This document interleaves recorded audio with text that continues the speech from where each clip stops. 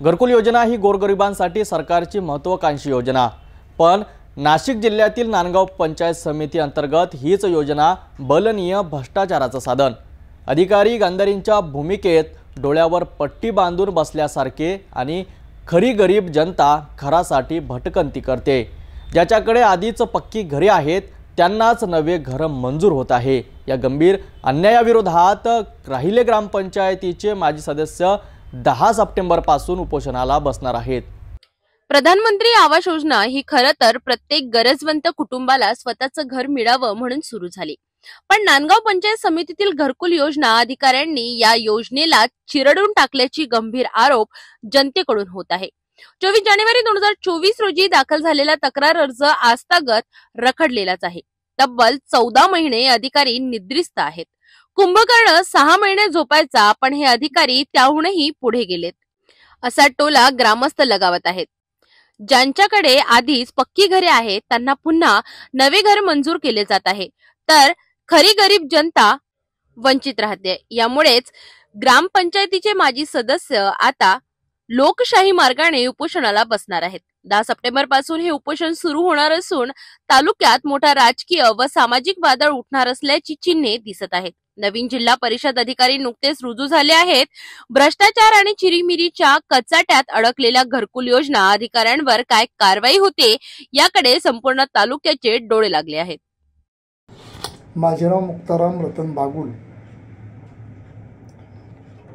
मी दिनांक 10 सप्टेंबर 2025 रोजी पासून बुधवारपासून रोहिले बुद्रुक येथे उपोषण करत आहे।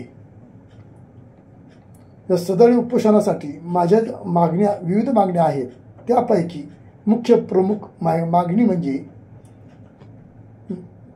शासनाने नुकतेच जाहीर केलेल्या प्रधानमंत्री आवास घरकुल योजना टप्पा क्रमांक 2 च्या यादीमधून पात्र अपात्र लाभार्थ्यांची यादी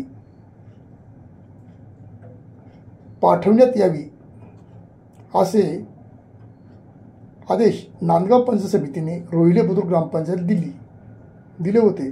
त्या आदेशावरून व मासिक सभेच्या सभा घेऊन ग्रामपंचायतीने रोहिले बुद्रुक येथील अपात्र लोकांची नावे यादी नांदगाव पंचायत समितीला पाठवली।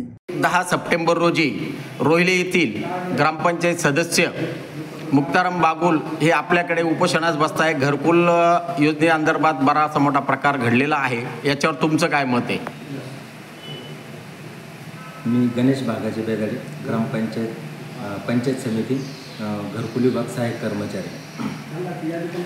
ग्रामपंचायत रोहिले बुद्रुक येथील 6 लाभार्थ्यांना आमच्याकडे कामाच्या ओघामध्ये अनावधानपणाने अनुदान वर्ग झाले, तरी त्यांचा अर्ज आम्हाला 24/1/2024 प्राप्त झाला।